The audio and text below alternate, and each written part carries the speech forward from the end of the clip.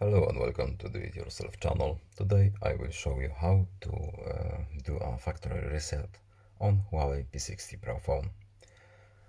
To reset our phone, we need to go to the settings first.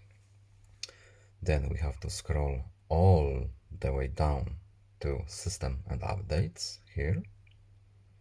Then again scroll until we see Reset option here. Then we simply need to tap this one. Few options here.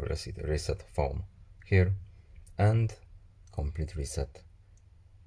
Yes, please. We don't need a backup. Reset phone, and now all our data is being erased.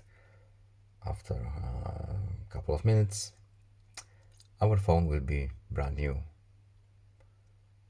And that's all. I hope this video was helpful to you. Please leave a like and subscribe. Have a nice day and see you in the next video. Goodbye.